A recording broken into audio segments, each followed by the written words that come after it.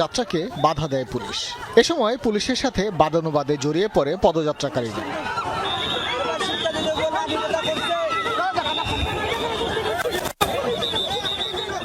আন্দোলনকারীরা পুলিশের ব্যারিকেড ভেঙে ফেলার চেষ্টা করে। এমন পরিস্থিতিতে পুলিশ বাধা দিলে উত্তপ্ত হয় পরিস্থিতি। এই পরিস্থিতি চলে প্রায় 30 মিনিট ধরে।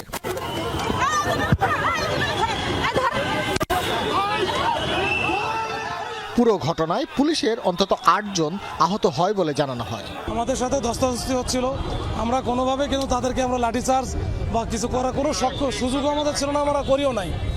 পরে আমাদের এসি, আপনারা জানেন যে এসি রমনাজন, ওকে হঠাৎ করে এক সাইডে ও গেছে, ওকে ধরে ব্যাপক আকারে পিটাইছে।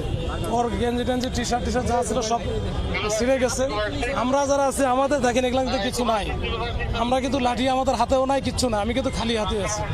তো এই অবস্থার প্রেক্ষিতে পরে ওনাদেরকে আমি নিবৃত করার চেষ্টা করি, কিন্তু তারপরে আমাদের 7-8 জন আজকে আহত হয়েছে এবং বেশ গুরুতর আহত হয়েছে।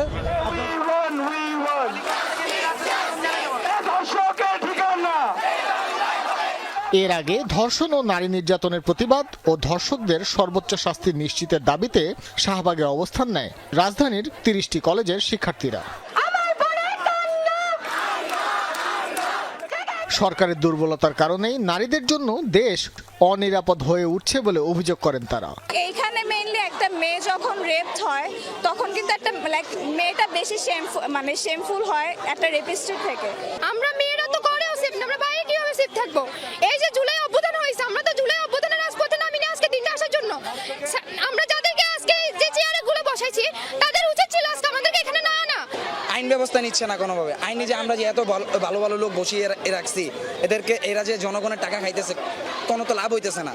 এরা তো বেতনের উপরে বেতন পাইতেছে, কিন্তু কি আমার বোনরা যে আজকে এই ধর্ষণের কারণে যে হসপিটালে আছে, মারা গিয়েছে, এদের তো কোনো বিচার পাইতেছি না আমরা।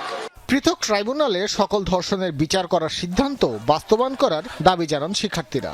প্রকাশ্যে জনসম্মুখে ফাঁসি দিতে হবে এবং এটা আমাদের দাবি। একটা মেয়েকে ধর্ষণ করতে একটা দিনও সময় লাগে না, তাহলে সে কিভাবে বললো যে এটার বিচার 90 দিনে হবে?